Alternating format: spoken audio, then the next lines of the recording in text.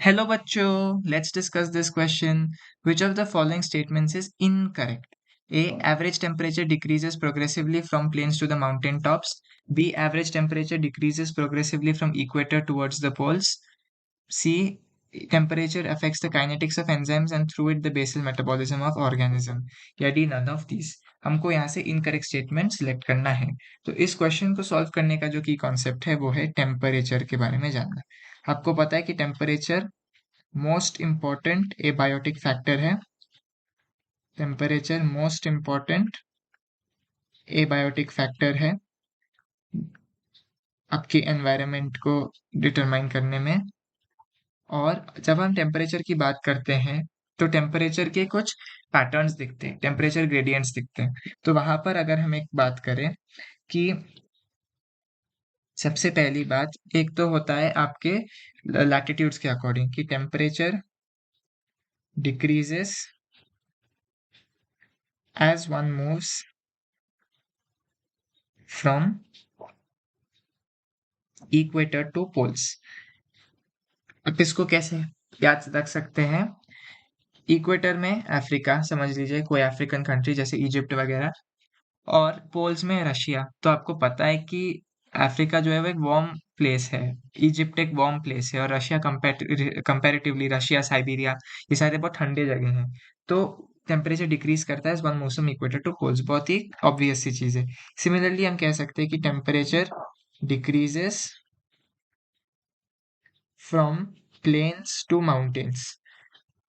Planes to mountains.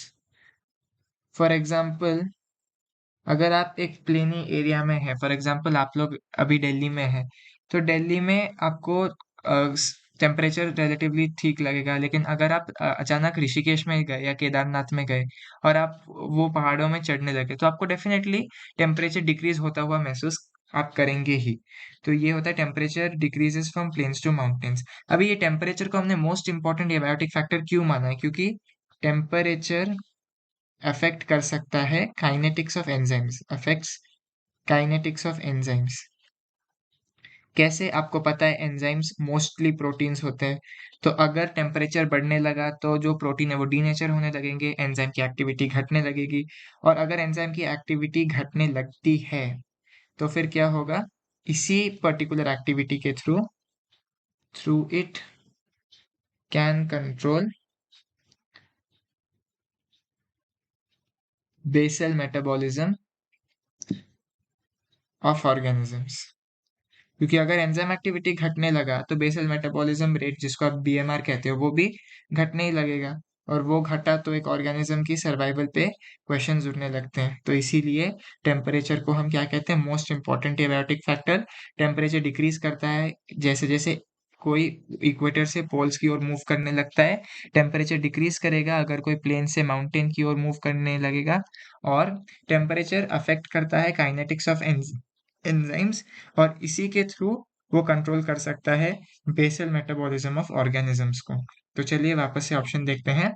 A. Average temperature decreases progressively from plains to mountain tops, बिल्कुल सही है. B. Average temperature decreases progressively from the equator towards the poles, ये भी बिल्कुल ठीक है.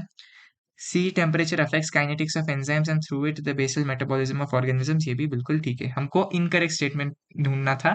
तीनों के तीनों स्टेटमेंट सही है. So the correct option to this question is option D, none of these. Hope you have understood it well. All the best.